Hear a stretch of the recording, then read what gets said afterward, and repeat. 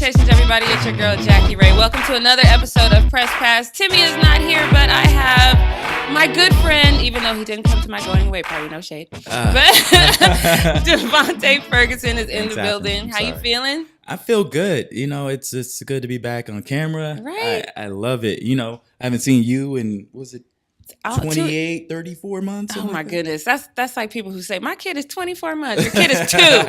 Don't do that. But first I want to talk about Chris Long, because Chris Long has retired after 11 years. And for those of you who don't know, he's been pretty vocal during his tenure in the NFL, and he's pro-weed, as am I. But now that he is out and now that he is officially retired, he has basically said that he smoked weed all the time in the NFL. Like all the time. How did you feel about that? So, you know, I'm a massive fan of when Stephen A. Smith says, stay off the weed. Yes, you are. However, I do not agree.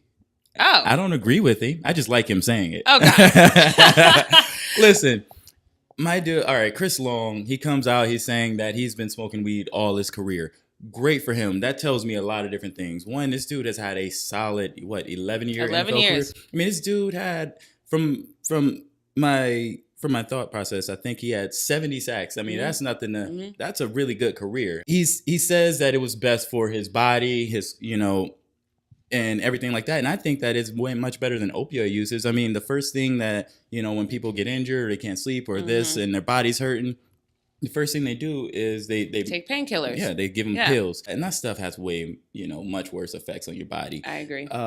Also, another thing we learned in this is this dude had an 11-year career and never got caught for doing it. So that's the point that I find troubling, because the NFL has a policy that you're technically only supposed to get tested twice during the year. Once for recreational drugs and once for performance-enhancing drugs or steroids. Yeah.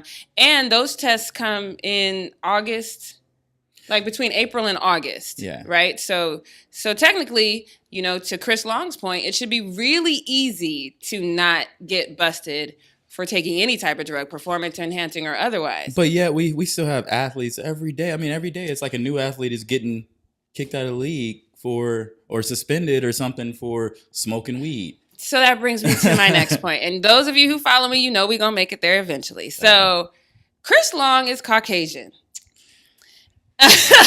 Yo, so I knew we'd get here. I knew it's been 2.5 years coming. Yes, Chris Long is and I'm not. First of all, I like Chris Long. For those of you who know, I love the big sacks. I love the defensive players. Yes, best way to get on my good side is to be a dope defensive player. So this is not a jab at Chris Long, but what I'm saying is we have Eric Reid.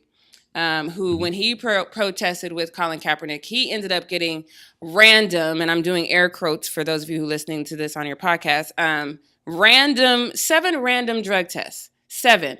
Now, keep in mind, you're only supposed to get 2. So the NFL, they'll, like I said, the 2 tests, and then 10 players per team are selected randomly each week to maybe or maybe not get a drug test. But I find it mathematically impossible for Eric to have to get 7. Yeah, I mean, I think that they probably have something in place where, if you do get popped once, they're going to test you more often just to make sure you're staying off of it. I understand that, but it is very hard for me. This is one of those few times in life that we agree. You and I are on the same.